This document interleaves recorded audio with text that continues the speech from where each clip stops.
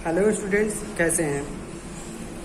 आशा करता हूँ आप लोग अच्छे होंगे और मैं आपका ट्रेनर अजय। तो चलिए आज की क्लास स्टार्ट करते हैं। जैसा कि हम लोगों ने कल पढ़ा what are soft skill, soft skill क्या होती है, इन सब चीज़ों के बारे में हम लोगों ने कल जाना, ठीक है। और उसके बाद हम लोगों ने ये जाना था कि सॉफ्ट स्किल इम्पोर्टेंट क्यों होता है। इसके बाद कम्युनिकेशन क्या होता है, कम्युनिकेशन किस तरीके से किया जाता है, ठीक है। तो आज के लिए हम आज का क्लास स्टार्ट करते हैं। What is effective communication skills. आप किसी से इफेक्टिवली कैसे बात कर सकते हो, ठीक है। और क्या होता है effective communication skills. Effective communication skills are fundamental to success in many aspect of life. Effective communication skill एक फंडामेंटल होता है जो कि आपको लाइफ में सक्सेस होने के लिए कई तरीके से आपको हेल्प कर सकता है। Many job require strong communication skills. बहुत सारी ऐसी जॉब्स होती हैं जहाँ पे हमको स्ट्रॉन्ग स्किल्स की बहुत ज्यादा जरूरत होती है। People with good communication skills also usually enjoy better interpersonal relationship with friends and family. जिस इंसान की कम्युनिकेशन स्किल्स या जिस पर्सन की कम्युनिकेशन स्किल्स बहुत अच्छी होती है, वो उसका रिलेशनशिप बहुत ही दोस्तों से और फैमिली में बहुत ही अच्छा होता है। जैसे अगर हमको बहुत अच्छे तरीके से अपनी बातें रखना आता है, बहुत अच्छे तरीके से अपनी बातों को बोलना आता है, तो हम कह सकते हैं कि कम्युनिकेशन स्किल्स बहुत अच्छी है। अगर आप किसी से उलझ के बात करते हो, झगड़ा करके बात करते हो या गुस्से में बात करते हो, तो आपसे लोगों की जो सरल शब्दों में कहें तो आपके पास लोग बात करना पसंद नहीं करते हैं। उसके बजाय यदि अगर आपकी स्किल्स बहुत अच्छी है, आप लोगों को अपनी बातें बड़े अच्छे से समझा सकते हो, लोगों से प्यार से बातें कर लेते हो, तो आपके फ्रेंड्स और फैमिली में जो रिलेशनशिप होती है वो बहुत अच्छी होती है। Effective communication is therefore a key interpersonal skill and learning how to improve your communication has many benefits. Effective communication skill क्या होता है? एक interpersonal skill होती है जो कि आपको ये बताता है कि आपका जो communication skills है आप उसको कैसे improve कर सकते हो, ठीक है। और उसके communication skills के बहुत सारे आपको फायदे भी होते हैं। जैसे मैंने बताया कि आपके फैमिली और फ्रेंड से रिलेशनशिप अच्छे रहते हैं, आप एक अच्छा जॉब पा सकते हो, आपकी जो भी जॉब में रिक्वायरमेंट्स होती हैं उसको आप अचीव कर सकते हो। Communication is what separates an average from extraordinary. अगर आपकी कम्युनिकेशन बहुत अच्छी है तो वो आपको एक आम इंसान से एक अच्छा इंसान बनाने में हेल्प करती है। Communicating effectively is one of the most important skill in life. बहुत ही अच्छे तरीके से बात करना ही क्या होता है कि बहुत इंपॉर्टेंट स्किल है लाइफ में। अगर आप किसी से बहुत अच्छे से बात कर सकते हो, इफेक्टिवली बात कर सकते हो, तो आपकी कम्युनिकेशन स्किल बहुत ही अच्छी है। अब आइए दूसरी चीज हम बात करते हैं, why is its so important to communicate effectively. किसी के साथ इफेक्टिवली कम्युनिकेट क्यों करना चाहिए, या हमको किसी के साथ इफेक्टिवली बात क्यों करना चाहिए और क्यों ये जरूरी है।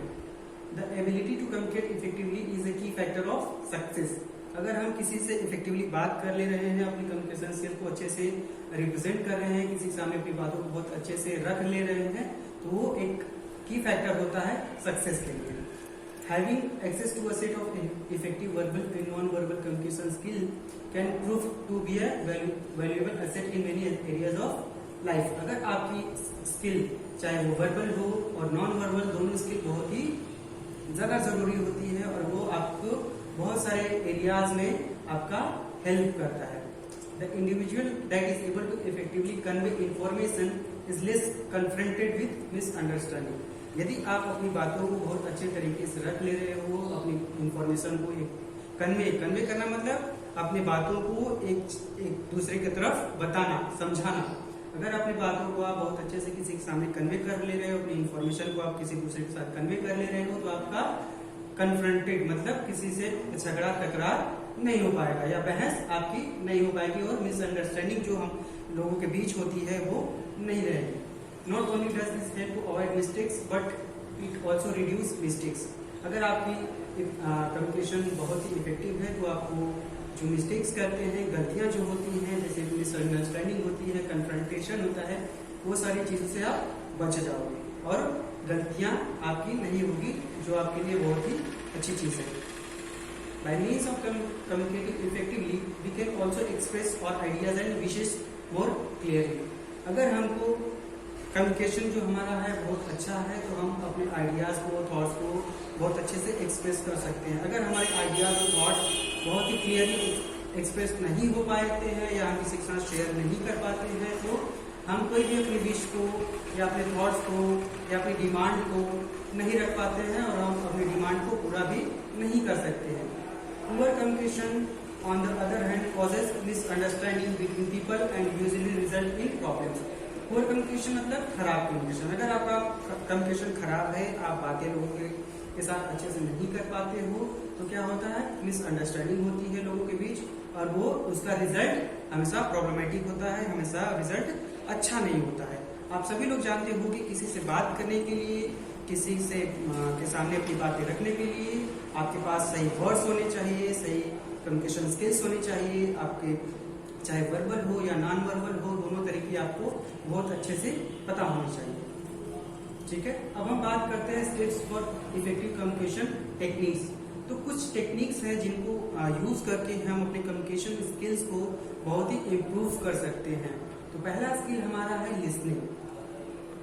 Listening is not just using your ears to collect sound. Listening का मतलब होता है सुनना। सुनते तो हम बहुत सारी चीजें हैं, सॉन्ग भी सुनते हैं, किसी की बातें भी सुनते हैं, साउंड भी सुनते हैं, म्यूजिक भी सुनते हैं, तो बहुत सारी चीजें हम सुनते हैं।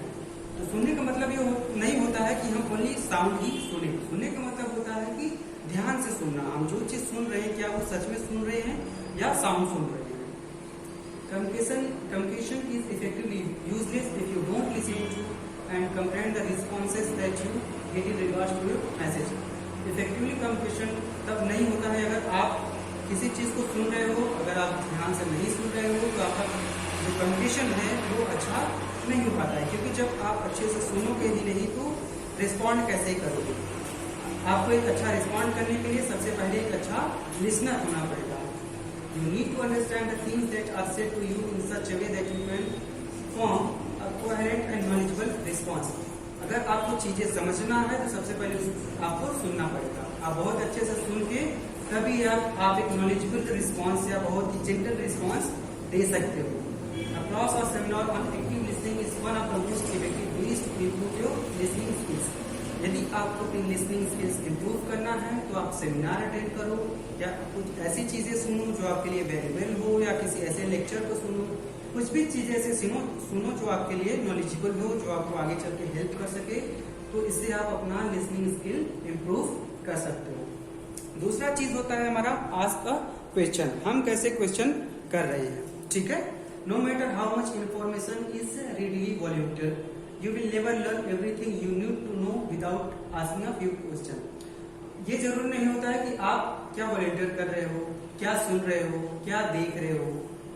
जब तक आप कुछ क्वेश्चंस पुट अप नहीं करते हो, आप सब कुछ नहीं जान सकते हो। क्योंकि हम जब चीजें सुनते हैं ध्यान से तो हमारे मन में बहुत सारे सवाल आते हैं। उन सवालों को हम मन में रखते हैं।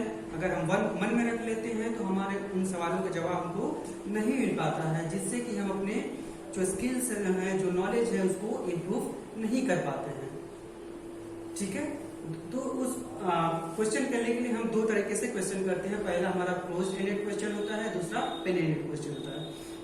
क्लोज एंडेड क्वेश्चन का मतलब होता है कि हम सिंपली यस और नो में रिस्पॉन्स करते हैं। जैसे अगर मुझे क्लोज एंडेड क्वेश्चन करना हुआ तो मैं पूछूंगा आपका नाम क्या है, आप अपना नाम बताओगे, आप कहाँ से आते हो ये बताओगे, आप किस क्लास में पढ़ते हो ये बताओगे।